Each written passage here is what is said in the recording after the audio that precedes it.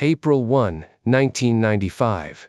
The image appears on monitors at the Space Telescope Science Institute in Baltimore, and the room goes quiet, not the quiet of disappointment, the quiet of people looking at something they have never seen before and understanding, in the first seconds of seeing it, that astronomy has just acquired a new icon. The Hubble Space Telescope has been pointed at a region of the Eagle Nebula, a star-forming cloud of gas and dust, approximately 5 to 7,000 light-years from Earth, depending on whose distance estimate you use, for a cumulative exposure across multiple observing sessions. The resulting image, assembled from data taken through several optical filters, shows 3 towering columns of cold molecular gas and dust rising from the nebula's interior, like the fingers of an enormous hand reaching upward into space. The columns are enormous. The largest is roughly 4 to 5 light-years from base to tip. The material composing them is dense enough to block most of the background light, giving them a dark, solid appearance against the brighter surrounding nebula. Their surfaces are eroded and sculpted by the intense ultraviolet radiation streaming from newly formed massive stars nearby, producing the irregular, finger-like projections along their edges that give the image its extraordinary texture. To put those dimensions in human terms, a light year is approximately 9.5 trillion kilometers. The longest pillar in the Hubble image is there, for something like 40 trillion kilometers tall, a structure so large that light itself, traveling at 300,000 kilometers per second, takes years to cross its length. Such a column of cold molecular gas could fit thousands of solar systems end to end. Yet, on the scale of the Eagle Nebula in which it is embedded, it is a relatively modest feature, dwarfed by the broader star-forming complex stretching across dozens of light-years. And, on the scale of the Milky Way galaxy, even the full Eagle Nebula is a small detail in one of the spiral arms. The famous image, in other words, shows us not a cosmic monument, but a relatively ordinary star-forming feature, seen with extraordinary clarity. That clarity, Hubble's specific gift to astronomy, is much of what made the image iconic. Hester and Paul Scowen, the astronomers who led the observation, named them the pillars of creation. The image is released to the public on April 1, 1995. The date is unfortunate. Several early recipients assume it is an elaborate April Fool's joke, an image fabricated for dramatic effect. It is not a joke. It is one of the most detailed images of a star-forming region ever captured at the time, and it becomes, within days, one of the most widely reproduced astronomical images in history, a position it would hold, in various forms, for nearly 30 years. The pillars of creation become the face of the cosmos for a generation. They appear in textbooks, on classroom walls, in science museum exhibits, on the covers of magazines that have nothing to do with astronomy. They are referenced in films, in music, in art. They become, in a way that almost no scientific image achieves, a cultural object, an icon, a shorthand for the vast and the beautiful and the incomprehensible scale of the universe. It is worth pausing on how unusual this is. Most scientific images, even striking ones, remain inside the field that produced them. Spectra, light curves, false-color radiomaps, plots of stellar evolution, these are the working materials of astronomy, and they rarely cross into the broader culture. A handful of images break out. Earth from the Moon during the Apollo program, the Hubble Deep Field, the first image of a black hole's event horizon. The pillars of creation belong to that very short list. The combination of the visually striking shape, the human-scale metaphor of fingers, or pillars, the dramatic title, and the timing. Hubble had just had its corrective optics installed in 1993 and was producing the first generation of truly sharp images, placed the photograph at the intersection of scientific achievement and visual storytelling in a way that resonated far beyond astronomy. For many people who became interested in space in the late 1990s and 2000s, this single image was the gateway. And, for nearly 30 years, much of what people knew about the pillars of creation was what was visible in that image. The dark columns, the eroded surfaces, the finger-like projections at the edges, the bright young stars scattered through the surrounding nebula.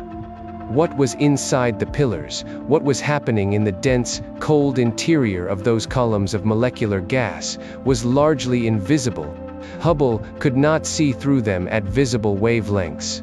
Other instruments could see through them, partially. Radio telescopes had been probing the dense molecular material in the pillars for decades, identifying carbon monoxide and other tracer molecules in the interior. The Chandra X-ray Observatory had detected over 700 X-ray sources in the Eagle Nebula region, including some that appeared to be young stars associated with the pillar structures. The Herschel and Spitzer space telescopes had observed the region in the far infrared, revealing heated dust and embedded protostars.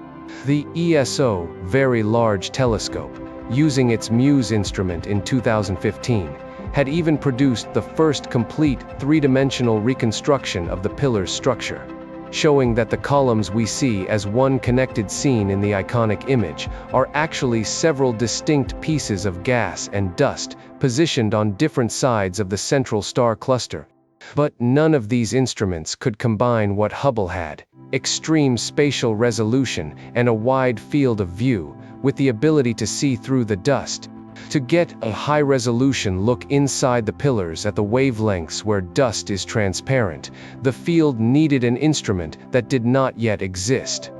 October 19, 2022, NASA releases a new image of the pillars of creation, taken by the James Webb Space Telescope, which has been operational for approximately 4 months following its launch on December 25, 2021.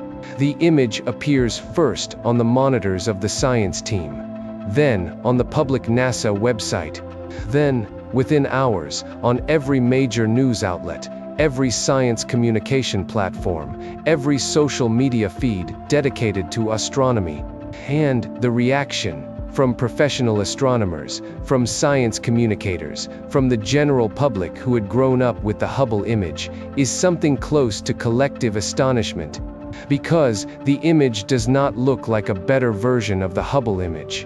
It looks, in some ways, like a different place. The dark columns are still there.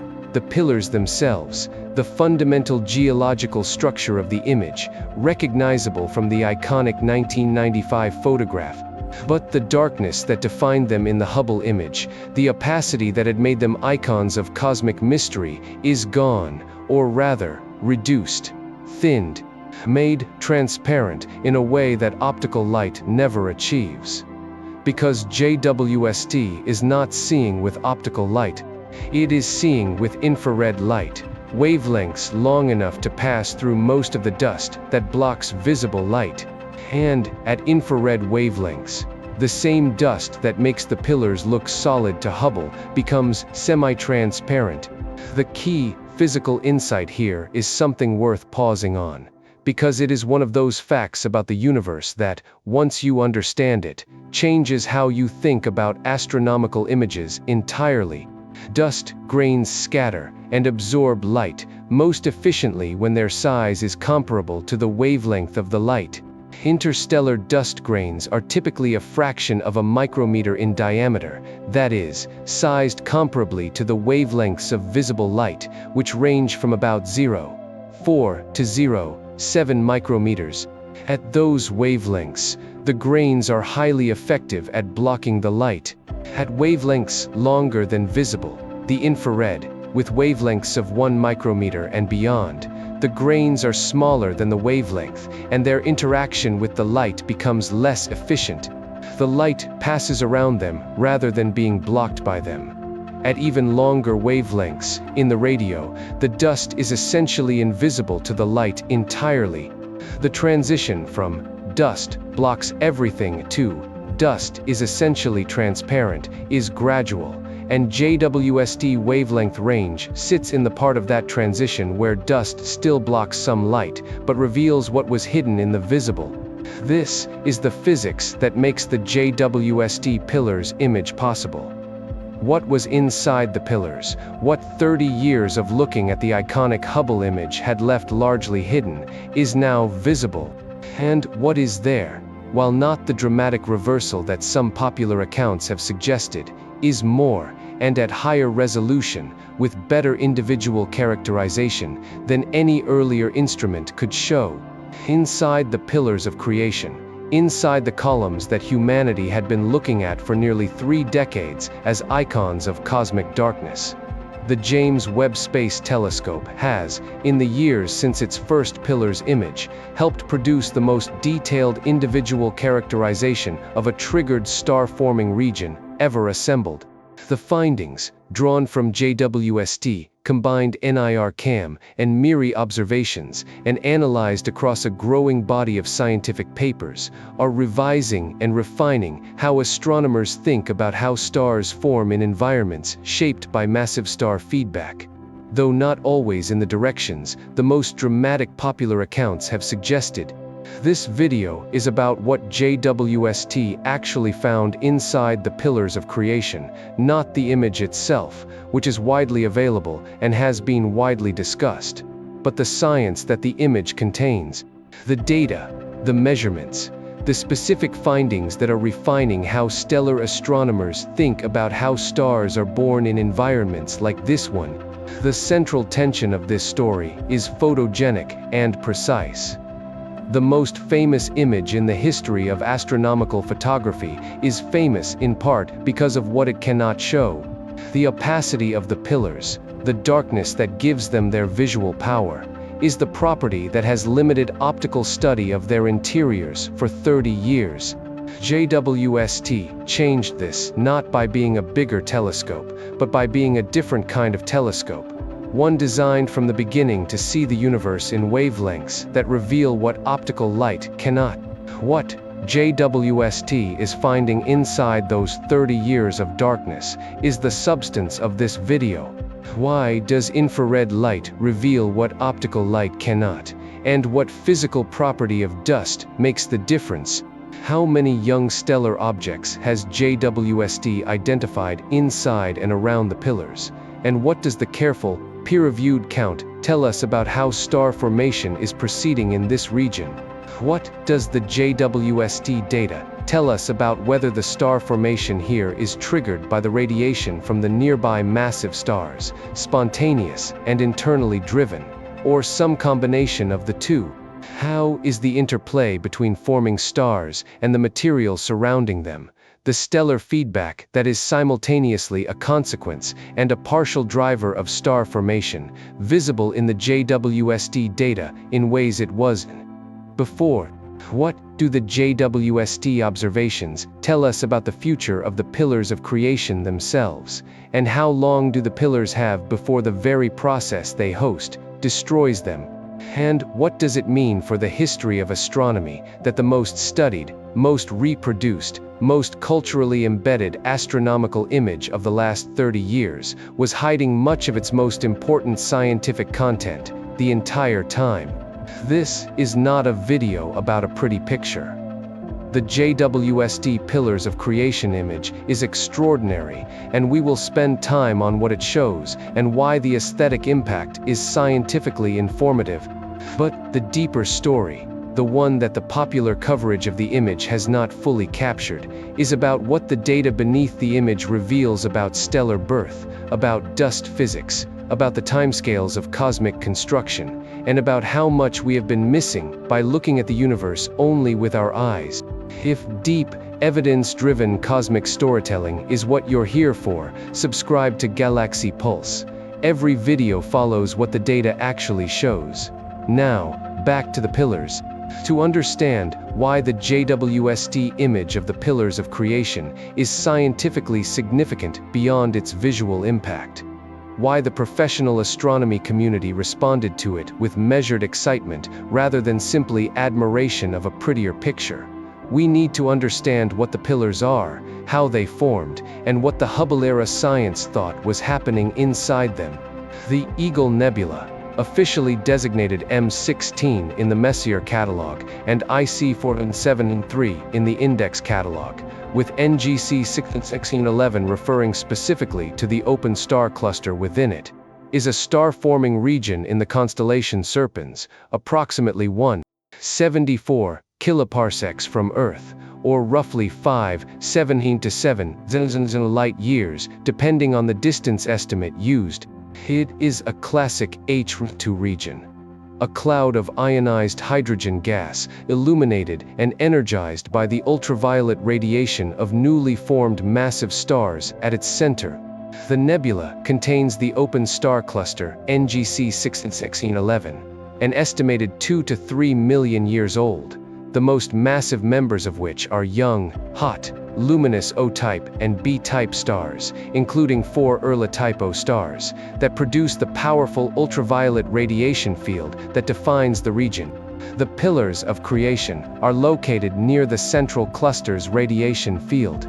They are dense concentrations of molecular gas and dust, primarily hydrogen molecules, helium, and various molecular compounds including carbon monoxide, water ice, and complex organic molecules, that have survived the radiation environment longer than the surrounding, less dense material, because their density provides sufficient shielding.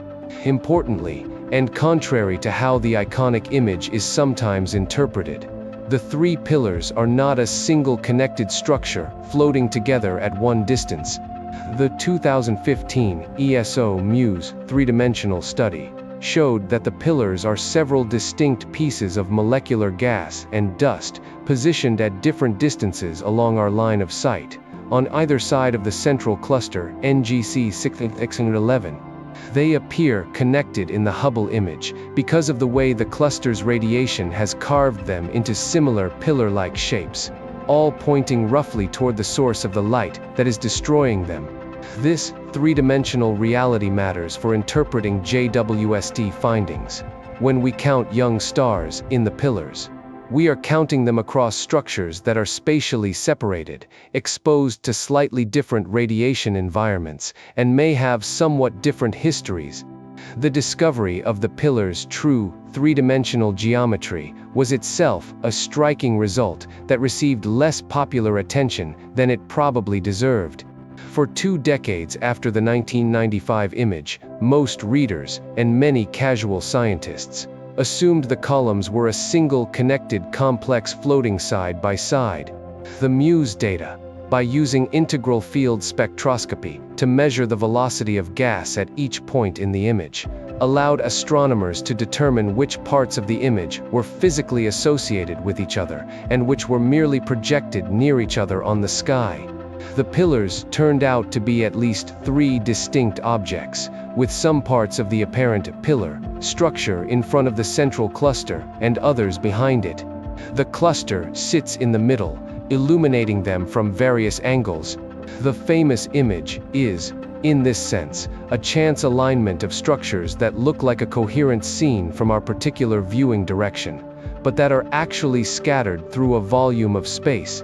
This is the kind of detail that takes a careful follow-up observation to reveal, and that an iconic image cannot show. It is also relevant to the JWST work. The YSO candidates JWST identifies are not just in the pillars, generically, they are distributed across these spatially separated structures, and the relationship between any individual YSO and the radiation environment depends on which pillar it is in and where on that pillar it sits. The pillars are being actively destroyed. This is the key to understanding their appearance and their scientific interest. The process destroying them is called photoevaporation, the conversion of solid molecular cloud material to ionized gas by the ultraviolet radiation streaming from the massive stars of NGC 1611. Ultraviolet photons ionize the hydrogen at the surface of the pillars, converting it from cold molecular gas to hot ionized plasma that streams away from the pillar surface into the surrounding nebula. This process erodes the pillars from their surfaces inward, gradually reducing their mass and eventually, over timescales estimated at around 3 million years from current photoevaporation rate measurements, destroying them entirely. The numerical estimate of 3 million years is worth understanding, because it captures something important about the timescales involved. The pillars are losing mass at a rate that, in cosmic terms, is rapid, perhaps the equivalent of several dozen solar masses per million years, according to pre-JWST measurements based on the surface ionization rate. Continued at the current rate, the molecular material now bound in the columns will be entirely converted to ionized plasma within a few million years. In astronomical terms, this is fast. It is shorter than the lifetime of even the most massive stars in NGC 1611, shorter than the rotation period of the Milky Way, comparable to or less than the time since modern humans first appeared in Africa, multiplied by several thousand. In the cosmic timeline, the pillars of creation are a transient feature. They will not look like this in any human-recognizable future, and the stars currently forming inside them are forming in the limited window of time that remains before the surrounding cloud is dispersed. The finger-like projections visible at the tips and edges of the pillars in the Hubble images, the most visually distinctive features of the iconic photograph, are called evaporating gaseous globules. They are denser concentrations of gas and dust that resist the photoevaporation slightly longer than the surrounding material, producing the protrusions that look like the fingerprints of enormous hands. The egg were one of the primary scientific targets of the original 1995 Hubble observation. The question was whether they contained young stellar objects, protostars forming inside the dense pockets, or whether they were simply density fluctuations that would eventually be photoevaporated away like everything else. The 1995 Hubble analysis found evidence for young stellar objects inside some of the egg, the beginnings of stars forming inside the evaporating globules. This was scientifically important. It suggested that star formation inside the pillars was ongoing even as the pillars were being destroyed from the outside. The forming stars inside the egg would either complete their formation before the surrounding material was evaporated away, or they would be disrupted by the photoevaporation and fail to become full stars. The race between stellar formation and pillar destruction was one of the central scientific questions the pillars posed, and remains one today. The phrase, "a race between formation and destruction," is not just rhetoric. It captures a specific physical question with real implications. If the photoevaporation rate is significantly faster than the gravitational collapse time for the densest globules, then most of the stars that would have formed in the pillars will not. The surrounding material will be stripped away faster than gravity can pull the protostellar cores together, and the half-formed objects will be exposed and disrupted. If the gravitational collapse time is significantly faster than the photoevaporation rate, then most of the cores will complete their formation and emerge as ordinary stars after the surrounding gas is dispersed. Determining which side of this race is winning, and by how much, requires knowing both rates with reasonable accuracy. JWST measurements of the embedded population and their evolutionary stages are helping to constrain the gravitational side of the calculation. Long-standing measurements of photoevaporation rates from the surface emission give the destruction side. The two together allow the field to estimate the fraction of the would-be stellar population that will actually survive to become real stars. That estimate, while still uncertain, suggests that a significant fraction of the protostars in the pillars of creation will complete their formation. The race is close, but the stars are mostly winning. Most of the embedded sources will, in a few 100,000 to a few million years, emerge from their shrouds of gas and dust as ordinary stars in the broader cluster around NGC 1611. The 2014 Hubble revisit of the pillars, a much higher resolution image taken with the Wide Field Camera 3, refined the picture but did not fundamentally change it. The pillars remained optically opaque. Their interiors remained largely unobservable in optical light. The egg were better characterized, the surface structures were better resolved, and the surrounding nebula was mapped in more detail. But the fundamental limitation, the inability of optical instruments to see through the dust, remained. Into this state of partial knowledge, JWST arrived. Here is what the pre-JWST picture of the pillars of creation's interiors suggested. Based on the optical observations of the pillar surfaces, the radio telescope observations that could partially penetrate the dust at millimeter and centimeter wavelengths, and the X-ray and infrared work from Chandra, Spitzer, and Herschel, there was already significant evidence for embedded young stellar objects in the pillar region. Chandra, alone, had identified over 1,000 candidate young stars across the broader Eagle Nebula field, with some appearing to be associated with the pillars themselves. The pre-JWST picture was not. No stars are forming there. It was. Stars are forming there. We can see some of them in surface tracers, and some of them indirectly through X-ray emission and far-infrared dust signatures, and a more complete view of the population, particularly the deeply embedded sources, requires an instrument that can see at the wavelengths where dust is transparent, and at high enough spatial resolution to resolve individual sources in a crowded field. This is worth emphasizing because it directly contradicts a narrative that has become popular in coverage of the JWST pillars images. The idea that the pillars were viewed as essentially empty before JWST showed us what was inside. They were not viewed as empty.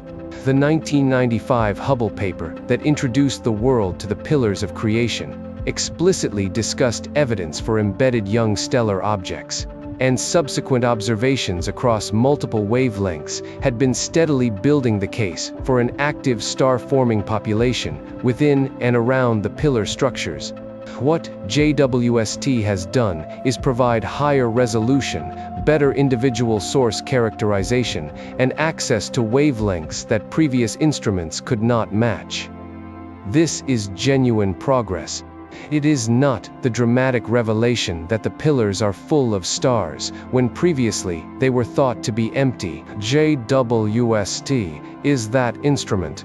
What the JWST near-infrared image revealed, what became visible when the dust opacity was reduced by observing at infrared wavelengths rather than optical ones, was a much sharper, much more detailed view of the embedded population than any previous instrument had been able to produce.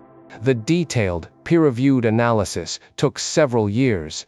By 2025, when Wen and colleagues published the most careful systematic study of the JWST pillars data in Nature Astronomy, the result was a catalog of 253 young stellar object candidates, proto-stars and young stars in various stages of formation, identified by combining the and MIRI imaging data with established criteria for separating young stellar objects from foreground and background stars.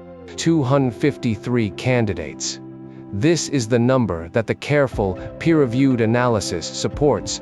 Earlier and more informal accounts had quoted numbers ranging from thousands to hundreds, reflecting different ways of counting sources in the image, including counting all the points of light visible, many of which are unrelated foreground or background stars. The Wen 2025 analysis applied rigorous selection criteria, specifically designed to identify objects whose colors and brightnesses are consistent with young stellar objects, rather than mature stars at other distances. The 253 figure is the number that survives this filtering. That said, 253 is still a substantial population in a relatively small region, and the JWST observations represent a meaningful improvement over what previous instruments could resolve. The young stellar objects are concentrated, not uniformly distributed. The Wen et al.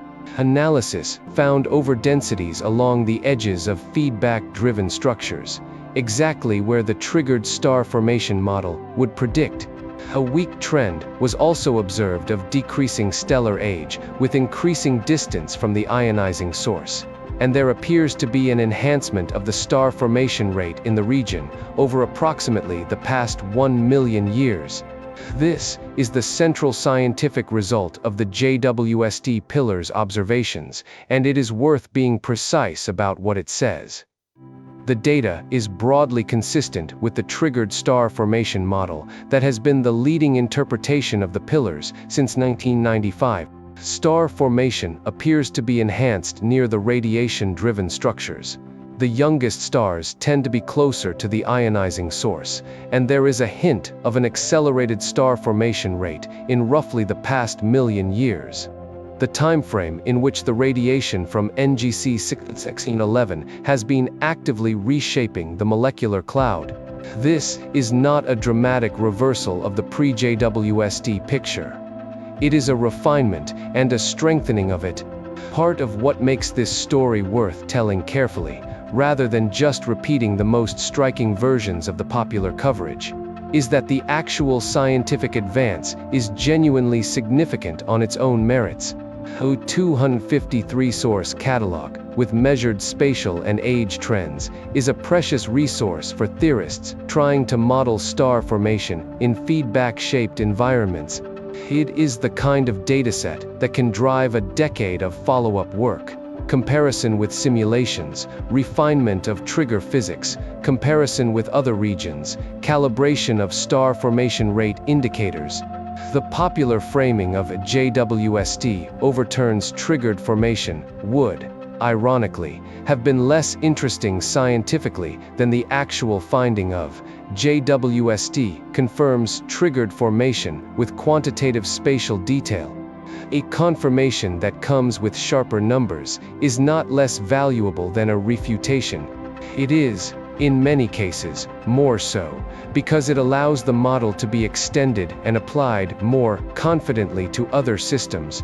And it is also worth saying that JWST first years have included plenty of cases where the results have been genuinely surprising. The early high-redshift galaxies, the JWMBOs in Orion, the unexpected chemical complexity in protoplanetary disks. The pillars of creation simply happen to be a target where the story is one of refinement rather than revolution. Both kinds of result are part of what JWST is producing, and both are valuable. Recognizing the difference between them is part of what science literacy actually means. The JWST observation of the pillars of creation was conducted using two of the telescope's primary imaging instruments, and understanding the difference between them is essential for understanding what each reveals. The first image released, on October 19, 2022, was taken with JWST near-infrared camera.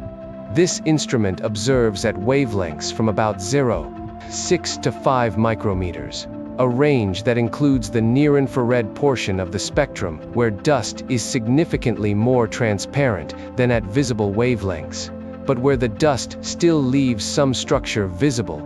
The image shows the pillars as semi-transparent structures, with bright orange-red points of light visible scattered throughout the pillar interiors and near their edges.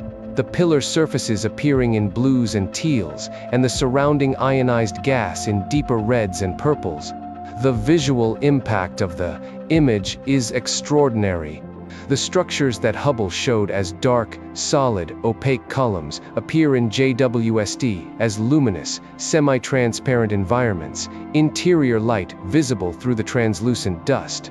The whole scene alive with detail that was hidden in 1995. It is worth being specific about how the colors in such an image are produced, because public coverage often treats them as if they were what JWST actually sees. JWST detectors record monochromatic data. They measure how much light arrives at each pixel at each of several specific infrared wavelengths. The colors in the published image are assigned by the image processing team. The shortest wavelength in the dataset is typically rendered as blue, intermediate wavelengths as green, and the longest as red. This is a mapping from infrared wavelengths, which human eyes cannot see at all, into the visible spectrum that allows us to display the data in a way that conveys the underlying structure. The resulting images are not deceptive. The color encodes real information about the physical conditions in each region, but they are representations, not direct visual records. The choice of which wavelengths to combine, and how to balance them, is part of the scientific and artistic craft of producing a useful image from JWST raw data. The second image, released approximately 10 days later, on October 28, 2022, was taken with JWST mid-infrared instrument, MIRI. This instrument observes at longer infrared wavelengths, from roughly 5 to 28 micrometers. At these wavelengths, the dust does not just become more transparent, it glows. Cold dust emits thermal radiation at mid-infrared wavelengths, and MIRI detects this emission directly, mapping the temperature and distribution of dust throughout the pillars with a clarity that neither optical nor near-infrared instruments can achieve. The MIRI image is visually striking in a completely different way from the image. The pillars appear not as dark structures against a bright background, but as glowing, structured clouds of warm dust, their internal temperature gradients visible as color variations across the image. The hot, ionized gas of the surrounding nebula, which glows brightly in optical and near-infrared wavelengths, is largely invisible to MIRI at the same brightness. It is too hot for significant thermal dust emission at mid-infrared wavelengths, while the cold dust in and around the pillars emits efficiently. What MIRI sees is in some ways the inverse of what optical telescopes see. Together, they and MIRI images provide a multi-layered view of the same structure, complementary datasets that together reveal aspects of the pillars that neither alone could show. The image is the primary source for identifying the embedded stellar population, the young stellar object candidates that Wen and colleagues cataloged.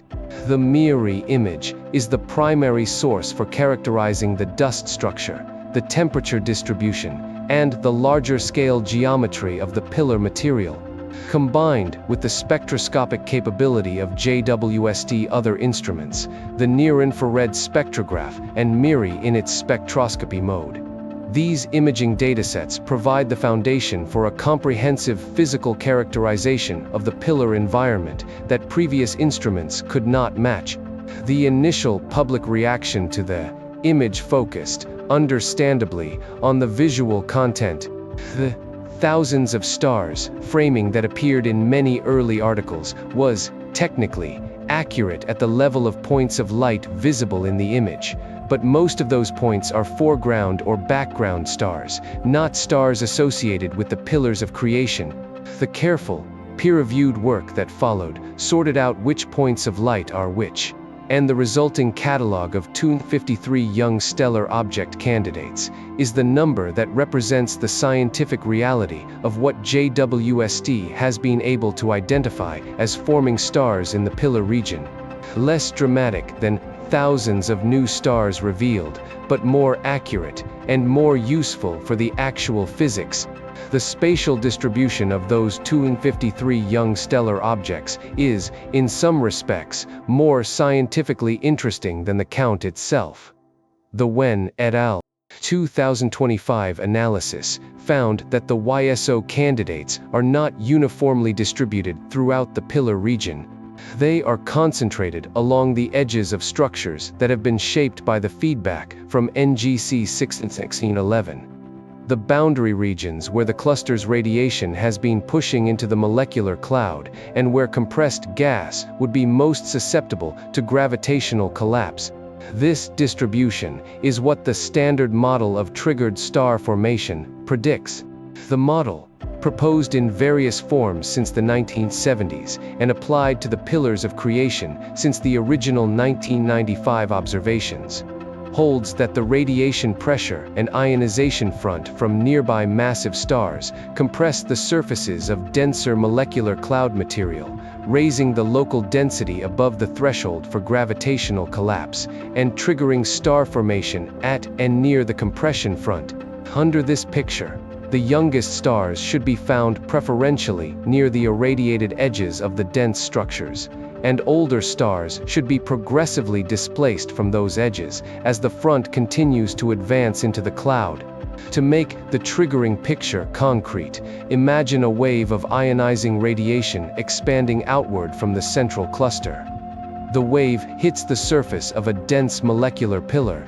The material right at the surface is ionized and stripped away, but a fraction of a wavelength inside. The radiation deposits its momentum without fully ionizing the gas, compressing it. This compressed layer is denser than the uncompressed gas behind it. If the compression is strong enough and the gas dense enough to begin with, the compressed layer becomes gravitationally unstable. Its own gravity exceeds the internal pressure that would otherwise resist collapse, and it begins to fragment into smaller clumps that each collapse to form individual stars. As the ionization front continues to advance into the pillar, it compresses fresh material, triggering new fragmentation. Meanwhile, the stars formed in the earlier compressed layers are left behind, with the youngest stars always closest to the current location of the front. This is what a triggered star formation region looks like in the model. It is what the Wen et al. Catalog appears to show, with the caveats about tentativeness that the paper carefully notes. The JWST data is broadly consistent with this picture. The young stellar objects are concentrated at the edges.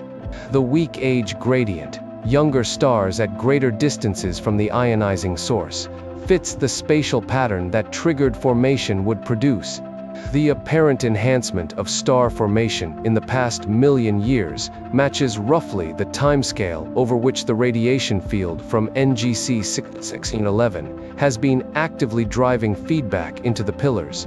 This does not mean every detail of the triggered star formation picture is correct, and the JWST data leaves room for refinement.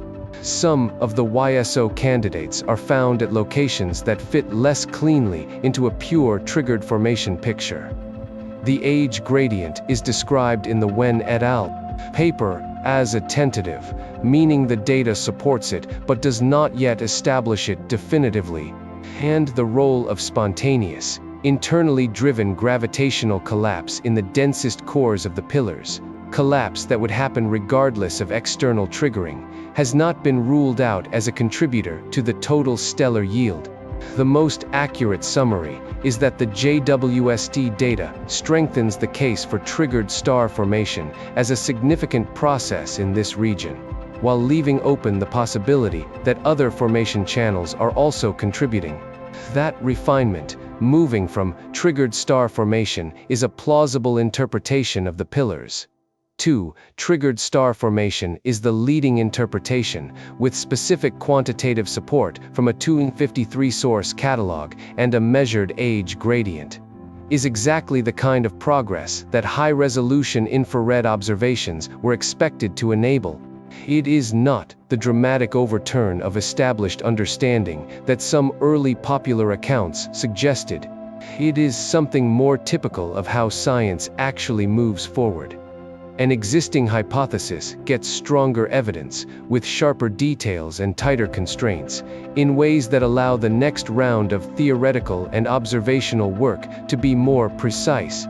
Let's make the infrared physics concrete, because it is the foundation of everything JWST reveals that Hubble could not. Dust, the tiny solid particles, typically fractions of a micrometer in diameter, composed of silicates, graphite, water ice, and complex organic compounds that permeate the interstellar medium, blocks light through a process of absorption and scattering. When a photon of light encounters a dust grain whose size is comparable to the photon's wavelength, the photon can be scattered in a different direction or absorbed by the grain and re-emitted later as heat. This is why the pillars of creation appear dark in optical images.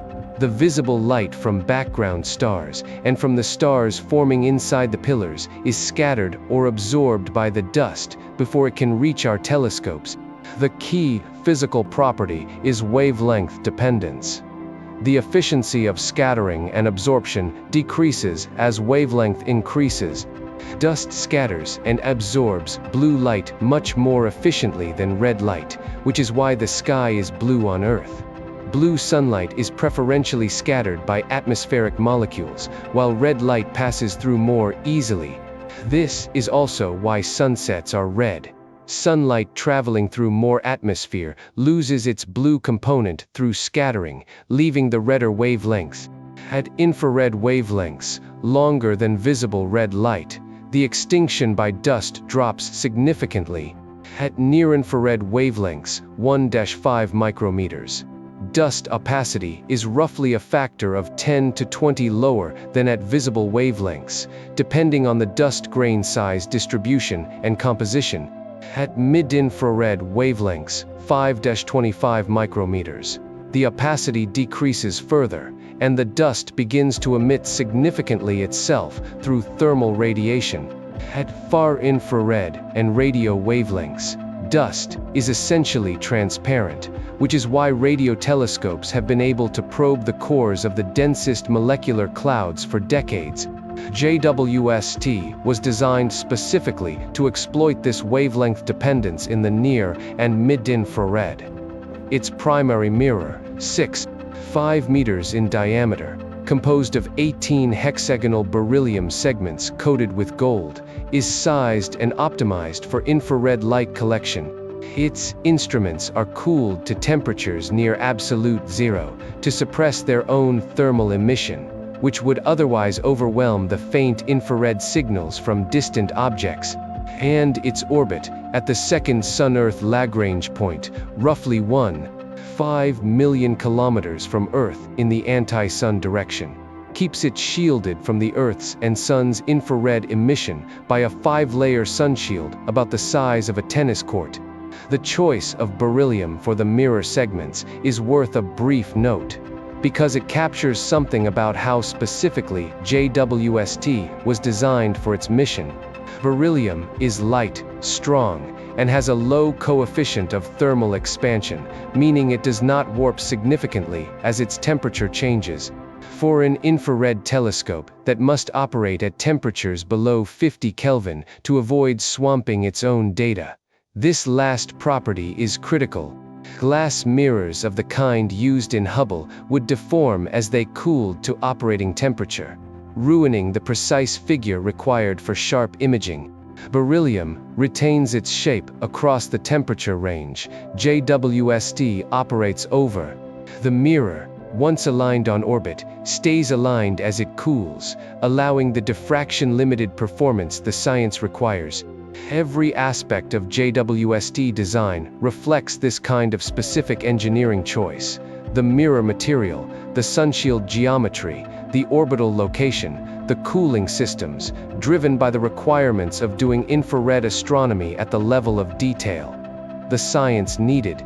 The result is an infrared telescope of unprecedented sensitivity, capable of detecting infrared sources orders of magnitude fainter than previous space-based infrared telescopes, with an angular resolution comparable to or better than Hubble's in the near-infrared. Applied to the pillars of creation, this capability does what previous infrared telescopes could only do at lower resolution. It sees through much of the dust at a sharpness that allows individual embedded sources to be identified and measured. Think of it this way: optical telescopes looking at the pillars of creation are like looking at a building at night through opaque frosted glass. You can see the outline of the building, the light emanating from its exterior, but very little of what is inside. JWST infrared capability is more like switching to a translucent screen. The interior becomes partially visible, imperfectly, but sufficiently to reveal individual sources that the frosted glass would have blurred away. The Spitzer Space Telescope, which observed the Eagle Nebula in the infrared during its mission from 2003 to 2020, had already shown the field through a similar translucent screen, but at lower resolution, so individual sources were often blended together. JWST provides the resolution that lets the individual sources be separated. This is, in fact, the practical answer to the question of why JWST was worth its multi-decade development and $10 billion cost. There were infrared space telescopes before JWST. Spitzer, the infrared astronomical satellite, ISO, Herschel, all of them produced important results. All of them saw through dust at wavelengths Hubble could not. What JWST brought was a combination that none of those had. A mirror large enough to provide Hubble-class spatial resolution in the infrared, with sensitivity orders of magnitude beyond what previous infrared telescopes had achieved. That combination is what allows individual sources in a crowded star-forming region to be identified, characterized, and counted. It is not just a Hubble in the infrared. It is the kind of capability that was simply not possible before. The pillars of creation are one of many places where that capability is now producing results that previous instruments could only approach. Now, let us connect the count of young stellar objects to something larger than a number in a catalog. The number of young stellar objects in a star-forming region, their ages, their masses, and their spatial distribution are the primary observational constraints on theoretical models of how star formation works. Every major theory of molecular cloud collapse, fragmentation, and protostellar evolution makes specific predictions about these properties. Predictions that can be tested against observation. The more complete the census of young stellar objects in a given region, the more tightly the observations constrain the theories.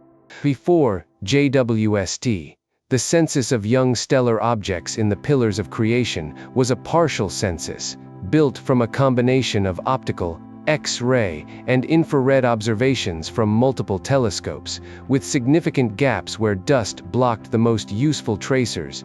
The pre-JWST picture identified some of the deeply embedded protostars, missed others, and could not provide consistent measurements of individual source properties across a large fraction of the population. JWST, near-complete census of the pillar stellar population. Near-complete, because even at infrared wavelengths, the densest cores of the pillars remain partially opaque, provides a more uniform, more reliable, and better characterized catalog than any previous instrument could produce. The 253 YSO candidates are not just a count. Each one has a measured brightness, color, and position that can be compared to theoretical models of stellar evolution. This kind of dataset is what stellar formation theorists need to refine their models, and it is what the Wen et al. Paper provides. The improved catalog has practical implications for star formation theory. It allows more precise estimates of the star formation rate in this region. It allows more careful tests of how the rate varies with distance from the ionizing source, with depth into the pillar material, and with the local dust column density. It allows the age distribution of the population to be characterized more reliably, which in turn constrains how long the star formation episode has been ongoing, and how it relates to the lifetime of the surrounding cluster.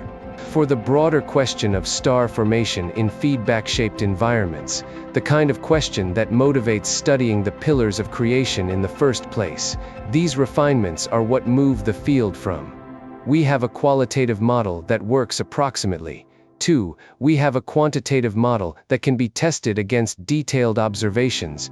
That kind of progress is what telescopes like JWST were built to enable.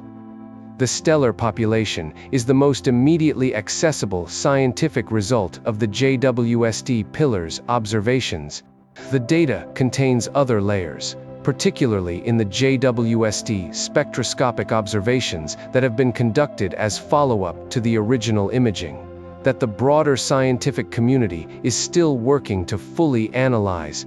JWST, spectroscopic instruments, specifically the near-infrared spectrograph and MIRI in its spectroscopy mode, are capable of measuring the absorption and emission features of specific molecular species in the gas and dust of the pillar region.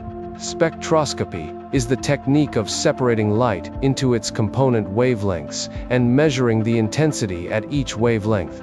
Molecules and atoms produce characteristic patterns of absorption and emission at specific wavelengths, spectral fingerprints that allow their identification and, with appropriate modeling, their abundance measurement.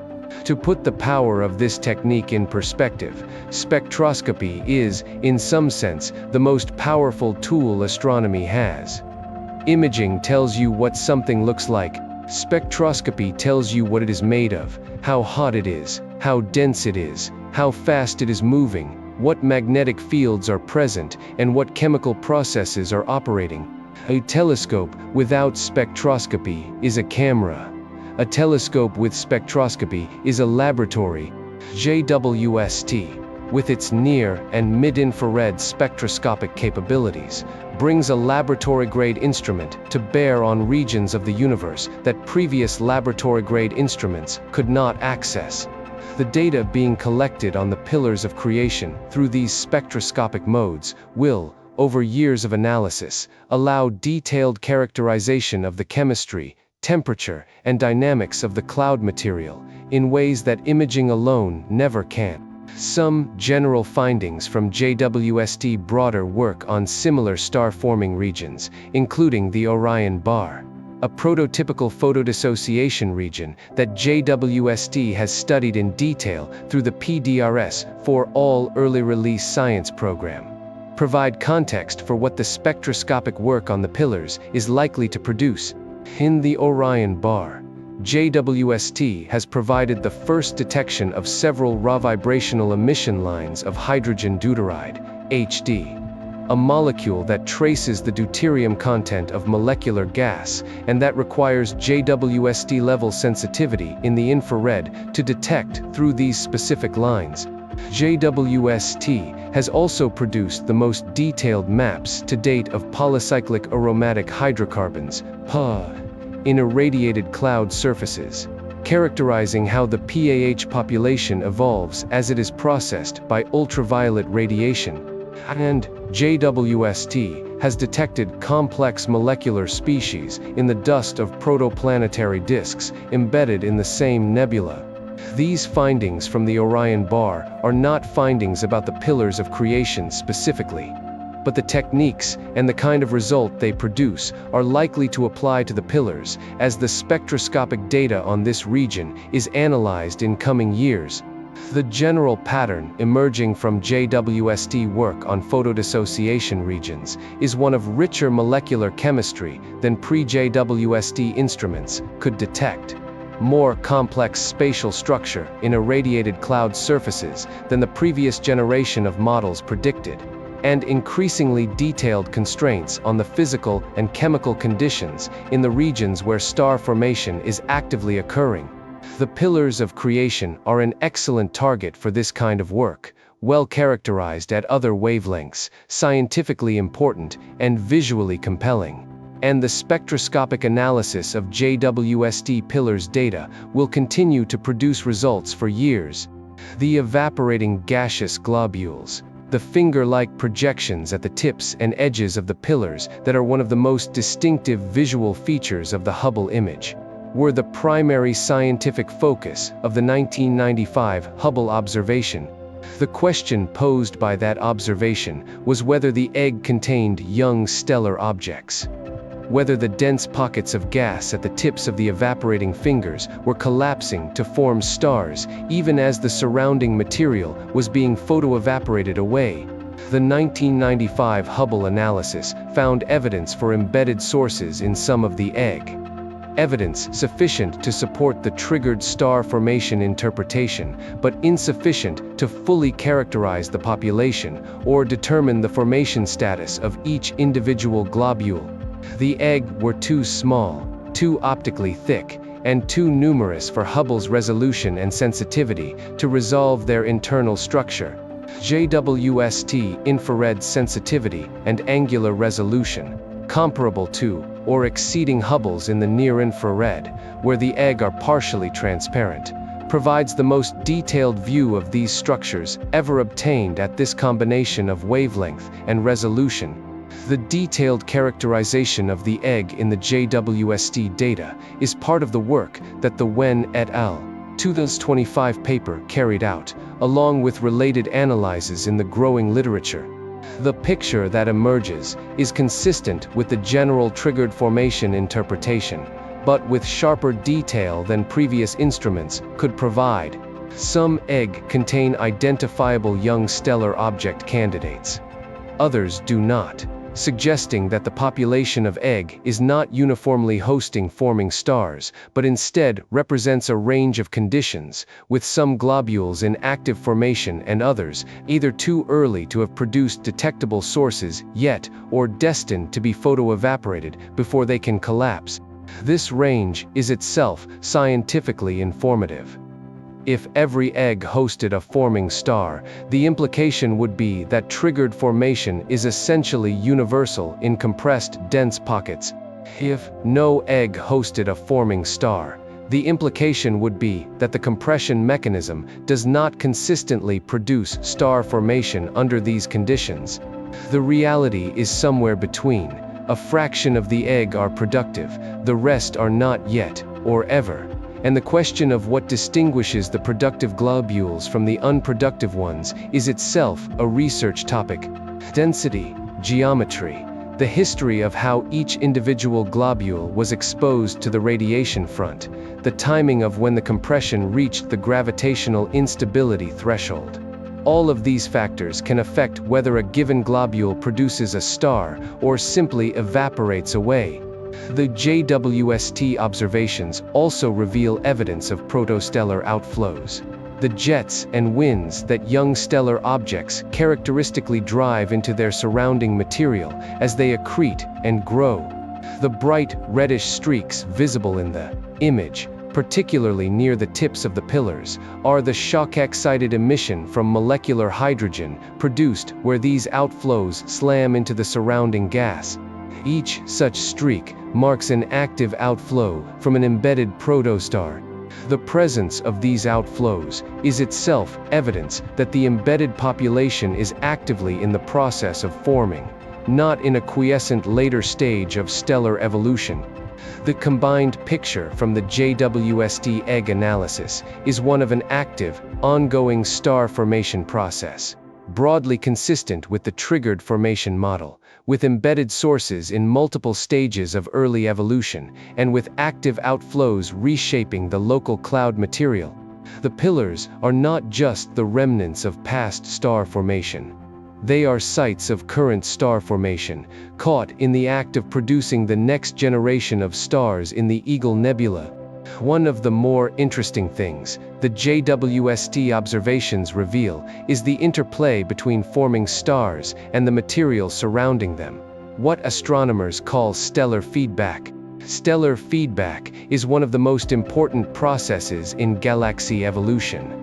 The formation of stars consumes molecular cloud material. The radiation, stellar winds, and eventual supernova explosions of those stars heat, disperse, and chemically enrich the surrounding gas. Processes that both terminate current star formation in a given cloud and influence whether and when star formation can begin again in the dispersed material. The balance between star formation and the feedback that terminates it determines, at the largest scales, the rate at which galaxies convert their gas reservoirs into stars over cosmic time. This is one of the reasons studying regions like the pillars of creation is scientifically important beyond their visual appeal. Star formation in galaxies is regulated by feedback. If feedback were weak, galaxies would convert essentially all their gas into stars on timescales much shorter than the age of the universe, and the universe we observe, with star-forming galaxies still actively producing new stars after 13.8 billion years, would not exist. Feedback slows the conversion, keeps some fraction of the gas in a state where new star formation is possible, and structures the chemical enrichment of the interstellar medium that future stellar generations will form from. Understanding how feedback works at the small scale of individual molecular clouds, exactly the kind of work the pillars of creation enable, is what allows the larger scale models of galaxy evolution to be calibrated. The pillars of creation are, from a feedback standpoint, a system caught in the act of being destroyed by the feedback from the NGC 611 cluster. The massive stars of the cluster, formed perhaps 2 to 3 million years ago, are irradiating the pillars with the UV radiation that is photoevaporating them from the outside. This is an external feedback process. The massive stars that formed earlier are destroying the clouds that are currently forming new, lower mass stars. What the JWST data helps clarify is the role of the second, internal feedback process operating simultaneously. The young stellar objects forming inside and at the edges of the pillars, the embedded protostars catalogued in the Wen et al. Analysis, are themselves emitting radiation and driving outflows. At the earliest stages of formation, a protostar does not simply sit passively at the center of a collapsing gas cloud. It develops jets, highly collimated streams of gas ejected along the rotation axis of the forming star, and drives a slower, wider-angle wind that sweeps up the surrounding molecular gas into a shell. These outflows are a form of stellar feedback, powered by the gravitational energy of material accreting onto the forming star. The physics here is worth a moment of attention because it is genuinely strange. A protostar is, by definition, a star in the process of accumulating mass. Gas is falling onto it, increasing its mass and luminosity. At the same time, the protostar is launching some of that infalling material back out into space at high velocities in collimated jets. It is gaining and losing mass simultaneously. The standard model is that magnetic fields anchored in the rotating accretion disk around the protostar pick up some of the infalling material and accelerate it outward, producing the jets while the bulk of the gas continues to fall inward toward the star. The exact details of how this works, what fraction of the accreted mass is launched back out, how the jets are collimated so tightly, what determines their final velocity, are still active areas of research, and JWST observations of jets from young stellar objects in the pillars and elsewhere are part of what allows those questions to be addressed observationally. JWST image directly showed many protostellar outflows, those bright reddish streaks scattered across the image. These are basically jets of gas being shot out by newborn stars. Previous telescopes couldn't detect sources this small and deeply hidden, so the count came out much higher with JWST. The combined energy from all these outflows is something stellar formation scientists are now actively trying to model, because the answer will affect how long the pillars can keep hosting star formation before either outside erosion or internal disruption ends the whole process. The current estimate for how long the pillars will survive is around 3 million years, based mainly on the rate at which outside radiation is eating them away. JWST didn't dramatically change this number, but it did sharpen our understanding of everything happening at once. The pillars are being eroded from outside by the cluster's radiation, while being disturbed from inside by the very stars they are giving birth. Both processes are working together toward the eventual breakup of the cloud, and JWST is now able to capture both with more detail than ever before. Now, an important clarification that got widely misreported in popular science coverage. Many articles and videos claimed that JWST observations of the pillars of creation led to a 30% correction in how we measure gas mass across the galaxy, often linked to a 2023 paper by Olivier Bernet and colleagues. This claim does not have a clear scientific source. What actually happened is that JWST detected a molecule called HD hydrogen deuteride for the first time. But this detection was made in the Orion bar, which is a completely separate target, not the pillars of creation. That detection is a genuine scientific achievement. HD can in principle be used to trace total gas mass in molecular clouds, and these results were published in proper peer-reviewed journals. However, the detection happened in the Orion bar, not the pillars of creation. The 30% correction claim has not been confirmed in peer-reviewed literature.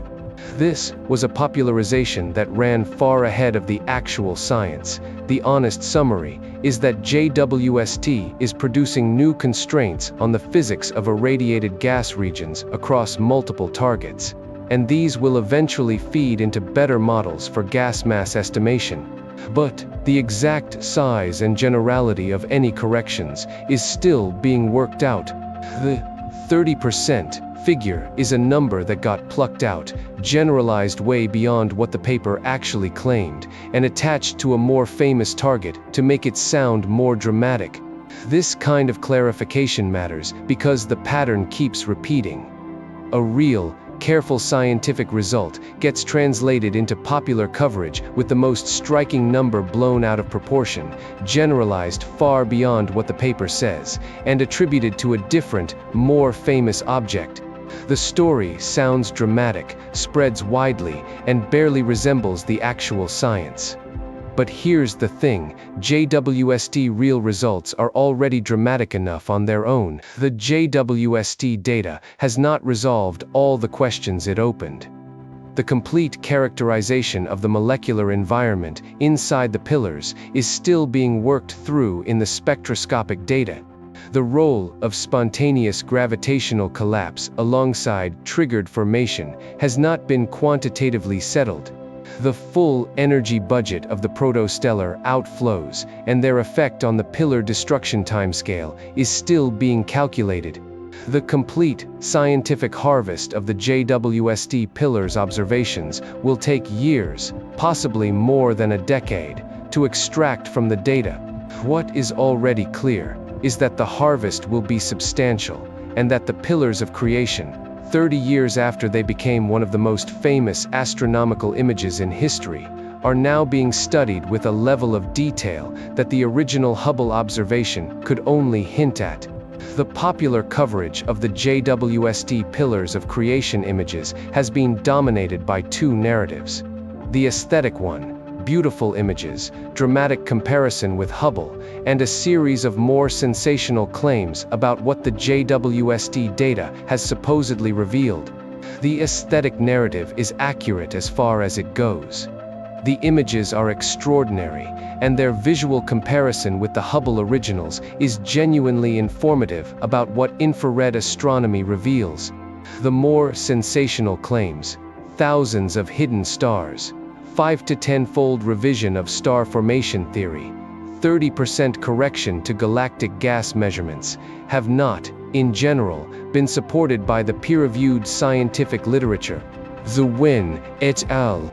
2025 paper, the most careful published analysis of the JWST pillars data, reports a catalog of 253 young stellar object candidates, and a result that broadly supports, rather than overturns, the existing triggered formation interpretation. Other JWST work on related targets has produced important advances in our understanding of photodissociation region physics. But these advances do not include the specific revisions that some popular accounts have claimed. The actual story is, in some ways, more interesting than the inflated version. JWST is not a telescope that overturns everything we thought we knew. It is a telescope that sharpens, refines, and extends what we knew, providing the kind of detailed quantitative measurements that allow theoretical models to be tested at a level of precision that previous instruments could not support. That is exactly the kind of scientific progress that builds reliable, long-lasting knowledge. It does not always make dramatic headlines, but it is how the field actually moves forward. Here is what the JWST pillars observations represent in the broader context of JWST science program. In the field of galaxy evolution, JWST has found candidate galaxies at very high redshifts, corresponding to a universe less than 500 million years old, that have, in early reports, appeared more massive or more numerous than standard cosmological models predicted. The interpretation of these objects is still being worked through. Some are turning out to be at lower redshifts than initial photometric estimates suggested, and the apparent excess in mass may be partly an artifact of how the early universe stellar populations are modeled. The cosmological implications are still being debated, but the JWST data is forcing careful re-examination of the early universe galaxy population. In the field of exoplanet atmospheres, JWST has provided detailed spectroscopic characterizations of multiple exoplanet atmospheres, including the detection of carbon dioxide in the atmosphere of WASP-39b, the first unambiguous CO2 detection in an exoplanet atmosphere in 2022, and tentative detections of various molecular species in the atmospheres of habitable zone candidates, such as K2-18b. Though these detections, particularly of biosignature-related molecules, remain debated and tentative. In the field of solar system science, JWST has provided new spectroscopic characterizations of the surfaces and atmospheres of solar system bodies, including detailed observations of Jupiter's atmosphere and ring system, Saturn's moons, the TRAPPIST-1 planetary system, and the asteroid system targeted by NASA DART mission.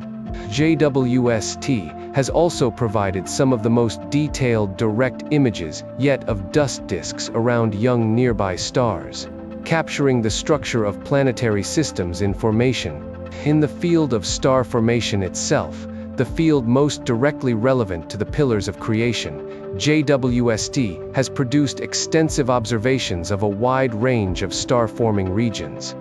The Orion Nebula and its constituent Orion Bar photodissociation region, the cosmic cliffs in the Carina Nebula, the cluster NGC 346 in the Small Magellanic Cloud, the supernova remnant Cassiopeia A, and many others. Each of these has produced its own set of results, some refining existing understanding and others revealing genuinely unexpected phenomena. The discovery of free-floating planetary mass objects in pairs in the Orion Nebula, sometimes called JWMBOs, for Jupiter mass binary objects, is one example of a JWST result that has genuinely surprised the field and that current theories of star and planet formation do not cleanly account for. Across all of these programs, JWST has been doing what well-designed scientific instruments do: revealing detail that previous instruments could not access, refining and sharpening existing models where the new data fits the previous picture, and producing surprises in specific places where the previous picture turns out to have been incomplete.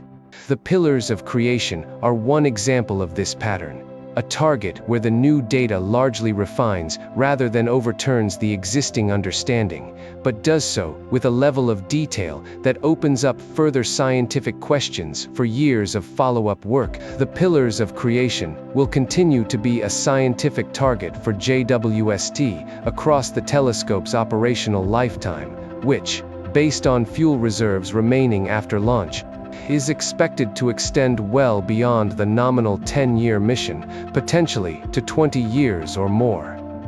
The initial observations have revealed the extent of what there is to study. The scientific program for the years ahead will exploit that revelation systematically. Spectroscopic follow-up of the Young Stellar Object Catalog, measurements of individual sources to characterize their temperatures, luminosities, accretion rates, and chemical environments, is one priority.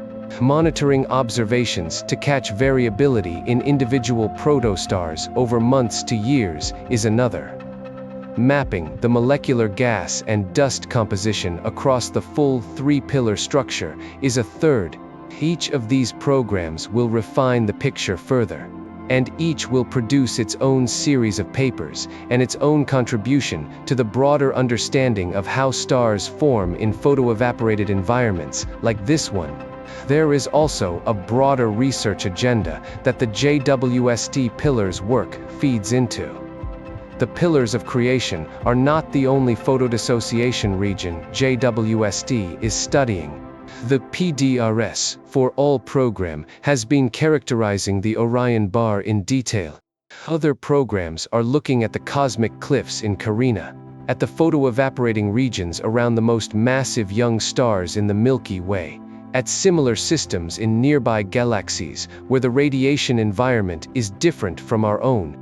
Each of these targets contributes data points to a larger comparative study of how star formation proceeds across the range of physical conditions present in star-forming environments. The pillars are one data point, an iconic, well-studied, accessible one, in a larger map of stellar feedback and triggered formation. JWST is filling in that map at a rate that no previous instrument could match. The pillars of creation, nearly 30 years after the Hubble image made them an icon, are at the beginning of a new era of investigation, enabled by an instrument specifically designed to see what Hubble could not. Applied to a target that decades of prior study had prepared the field to understand at a new level of detail. But there is one more thread in this story that connects the pillars of creation to something larger and stranger. In the Orion Nebula, the nearest large star-forming region to Earth, the one that generations of amateur astronomers have observed as a fuzzy patch below Orion's belt, has found something genuinely unexpected. Dozens of small, paired free-floating objects in the cold gas of the nebula, each one with a mass that sits between the smallest stars and the largest planets, forming in pairs that no current theory of planet or star formation cleanly predicts. What they are, where they came from, and what they mean for the boundary between stars and planets, that is where the story goes next. Tonight, we didn't just look at an extraordinary image. We followed the physics of why infrared light passes through dust that blocks visible light, and understood that the most famous dark columns in astronomical history were dark only because the telescopes pointed at them for decades were largely limited to optical wavelengths. We followed the rigorous, peer-reviewed catalog of 253 young stellar object candidates that JWST has helped identify in the pillars of creation. A careful, quantitative result that strengthens rather than overturns the triggered formation model that has been the leading interpretation of this region since 1995. We saw how the spatial distribution of those candidates, the weak age gradient with distance from the ionizing source, and the enhancement of star formation in the past million years all fit the picture of a star-forming region whose activity is being driven, at least in significant part, by the radiation field of the nearby massive cluster. We examined the egg and the protostellar outflows visible in the JWST data, and we saw how the simultaneous processes of external photoevaporation and internal feedback from forming stars are shaping the pillars on multiple fronts. We were careful about distinguishing between findings that are well supported in the peer-reviewed literature and claims that have circulated in popular coverage without that support, particularly the inflated counts of thousands of hidden stars and the unsupported 30% correction claims that some accounts have made. We also took a moment to recognize that the 2015 ESO Muse three-dimensional reconstruction had already shown the pillars to be several distinct structures, rather than one connected scene, well before JWST arrived. A reminder that the cumulative scientific understanding of even an iconic image often outpaces what shows up in the most widely shared popular accounts. And we understood, by the end, that the JWST pillars observations are scientifically valuable precisely because they refine and sharpen the existing picture rather than overturning it. That is what good observations do. They do not always make for dramatic headlines, they make for more reliable knowledge. 3 questions that the JWST data has opened rather than closed. The first, what is the precise quantitative balance between triggered and spontaneous star formation in the pillars of creation? The Wen et al. 2025 results show spatial and age patterns consistent with triggered formation, but the contribution of spontaneous gravitational collapse in the densest cores has not been ruled out or quantified. Determining this balance requires detailed kinematic analysis of the gas surrounding each embedded protostar, analysis that is ongoing using the JWST spectroscopic data. The answer will affect how the pillars are used as a calibration target for star formation models more broadly.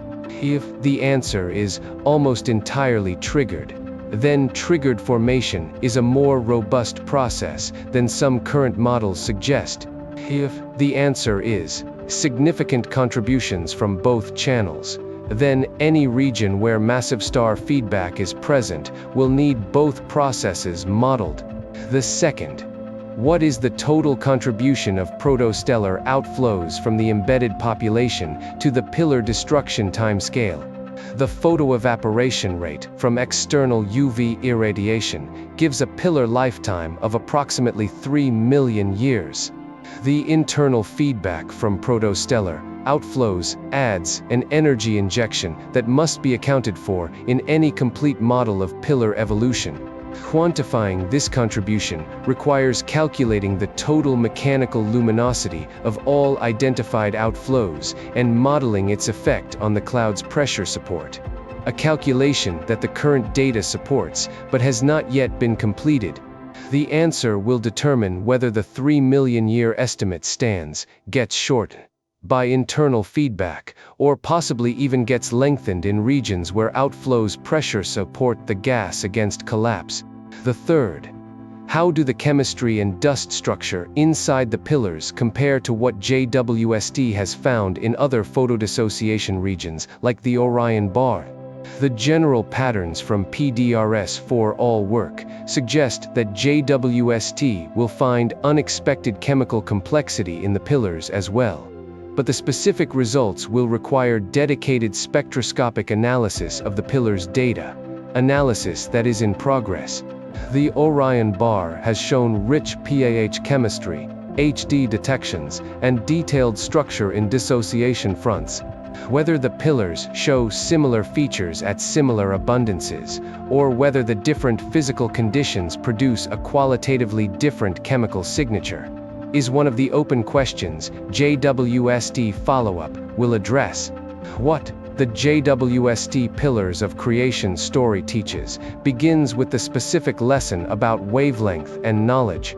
Every observation of the universe is made through a filter, literally, in the sense of a specific wavelength range selected by the instrument, and figuratively, in the sense that the physical processes that determine what wavelengths reach us determine what we can know. The pillars of creation were studied intensively for nearly 30 years through the filter of optical light, supplemented by lower resolution radio, X-ray, and earlier generation infrared observations. What each of those filters showed was real, but each was a fraction of what was there. JWST specific filter, high-resolution near and mid-infrared imaging and spectroscopy, fills in much of what the others missed. Complete knowledge of any astrophysical object requires multiple wavelength windows, and the windows we prioritize determine the knowledge we build. This principle generalizes well beyond the pillars of creation. The history of astronomy can be told as the history of opening new windows.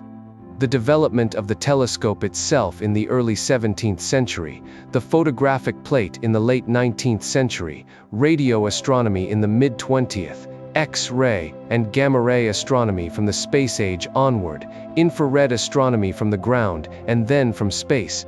Each new window has revealed parts of the universe that were invisible to the previous ones. Quasars, pulsars, the cosmic microwave background, exoplanets, the cold molecular clouds where stars form, These are all phenomena that emerged when astronomy gained access to a wavelength or a sensitivity it had previously lacked. JWST is the latest in this sequence, and the pillars of creation are one of many places where that latest window is showing details the previous windows could only hint at. The second lesson is about the difference between popularization and science. The popular coverage of the JWST pillars images has often run ahead of the actual peer-reviewed findings, with headline numbers like "thousands of hidden stars" or 30% gas mass correction that the underlying scientific literature does not support. The actual scientific results, 253 carefully characterized YSO candidates, support for the triggered formation model with quantitative spatial and age constraints, refined understanding of feedback processes, are less dramatic but more reliable. Distinguishing between the two requires going back to the actual papers, not the headlines summarizing them. This is the part of science communication that, beyond the headlines, actually means. The third lesson is about the value of instruments designed for specific physical principles. JWST infrared capability was not a general improvement over Hubble. It was a specific capability designed to do something Hubble could not. See through dust at near and mid-infrared wavelengths with high spatial resolution. This specific design choice, motivated by the specific physical property of infrared light's lower dust extinction, was the direct cause of the JWST pillars observations being possible. Investment in instruments designed around specific physical principles that enable qualitatively new observations, rather than simply better versions of existing capabilities, is the mechanism by which science advances in the specific, discontinuous way that produces genuinely new knowledge, rather than incremental refinement. The fourth lesson is about cultural significance and scientific completeness. The pillars of creation became culturally iconic before they were scientifically complete. The image that decorated classrooms and inspired a generation of astronomers was an image of a region whose full scientific characterization was still in progress. The lesson is not that the Hubble image was wrong to be celebrated. It is that cultural canonization of a scientific image can create an impression of completeness where incompleteness remains. The iconic image is the beginning of the science, not its conclusion. JWST is the next chapter, and there will be chapters after that. There is also a slightly humbling implication here for how we relate to scientific imagery generally. When a photograph becomes culturally iconic, it tends to acquire a kind of finality in popular imagination, as if the image has captured the thing entirely, as if subsequent science can only ever be footnoting what the image already showed. The JWST pillars work is a reminder that this is not how scientific knowledge works. Every iconic image is a snapshot taken with the instrument available at one moment. Later instruments produce different snapshots. The thing being imaged is more than any single snapshot can show. This applies as much to the pillars of creation as to any other famous astronomical image, and it will apply to the JWST images themselves. Eventually, when an instrument better than JWST comes online and produces sharper data on the same target. And the fifth lesson, the one that the full JWST pillars story points toward, is about the patient, cumulative nature of how scientific knowledge actually advances. JWST did not arrive and overturn everything we knew about the pillars of creation. It arrived and provided the next layer of detail on a picture that 30 years of work had been building. The triggered star formation model that the Wen et al. 2025 paper supports is a model that has been developing since the 1970s, applied to the pillars since the 1990s, and now strengthened by quantitative JWST data in the 2020s. Each step in this sequence was built on the previous ones. None of them was the dramatic single-instrument revelation that headlines sometimes suggest. All of them, together, are how the field actually moves toward reliable understanding. What does it mean that the most culturally embedded astronomical image of the last 30 years is now being characterized in unprecedented detail, not because the Hubble image was wrong, but because new instruments are extending what we can see? How does the JWST Pillars story change how you think about the relationship between dramatic claims in popular coverage and the more careful, more measured findings in the peer-reviewed scientific literature? If a target as studied as the pillars of creation can still produce new scientific results when observed with the right instrument, what other well-studied parts of the sky might still hold detailed surprises when the next generation of instruments turns toward them? And what does it say about the specific, cumulative, patient process of building scientific knowledge that 30 years of work on this one iconic region has produced a body of understanding that JWST is now extending in detail, rather than overturning in revolution? There is a particular pleasure in this kind of result that may be worth naming directly. It is the pleasure of watching a careful, methodical scientific community get something right, then watching a new instrument confirm and refine what they had concluded, then watching the field move on to the next layer of questions. It is not the drama of revolution. It is the slow, accumulating satisfaction of a discipline working as intended. The pillars of creation in 1995 looked like a particular kind of star-forming region. In 2025, the most careful peer-reviewed analysis says that they are, broadly, exactly that kind of star-forming region, with sharper numbers, better constrained processes, and a population of forming stars whose characteristics now match what the existing models predict more precisely than any previous data could test. This is what success in observational astronomy looks like. It does not always make headlines, it makes textbooks.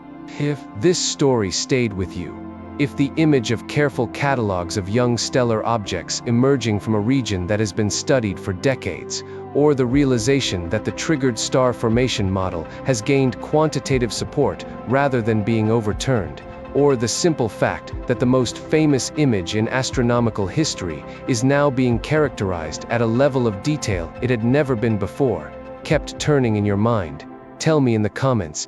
Which part of this landed deepest? The careful 253 YSO catalog, the physics of why JWST can see through dust, the thought that JWST is sharpening rather than overturning what we knew. And if you want more stories told this way, the full scientific picture, not the headline version, distinguishing carefully between what the peer-reviewed literature supports and what popular accounts have inflated, subscribe to Galaxy Pulse. Every video here is built on what the science actually shows. I'll see you in the next one. In 1995, Hubble showed us the outside of the pillars of creation, the dark columns, the eroded surfaces, the evaporating gaseous globules at the tips of the fingers. An image so beautiful and so strange that it became one of the most reproduced photographs in the history of astronomy. For nearly 30 years, we looked at that outside and built, layer by layer, a scientific picture of what was happening inside. In 2022, JWST began showing us the inside in detail. And what it showed was not a different story. It was the same story, told with sharper words and more precise numbers. 253 young stellar objects, concentrated along the radiation-driven boundaries, with a hint of an age gradient that fits the triggered formation model. Protostellar outflows reshaping the local gas. Pillars being slowly consumed from outside by photoevaporation and from inside by the very stars they are producing. The darkness was never empty. It was just incompletely observed. JWST is filling in the details, the picture is becoming clearer, and the science, properly told, is more interesting than the inflated headlines have made it. There will be more chapters in this story. spectroscopic follow-up of every YSO candidate, monitoring of variability and outflow evolution, comparison with similar regions in other parts of the galaxy. Eventually, perhaps a decade or two from now, an instrument that exceeds JWST will reveal further detail that today we cannot see. The pillars of creation will keep teaching us things long after the people watching this video have moved on to other interests. That patience, that cumulative quality, is the real character of how astronomical knowledge is built. The Hubble image gave us a beginning. JWST is giving us a clearer middle. The end, in any meaningful sense, is not yet written. Galaxy Pulse, beyond the headlines, every single time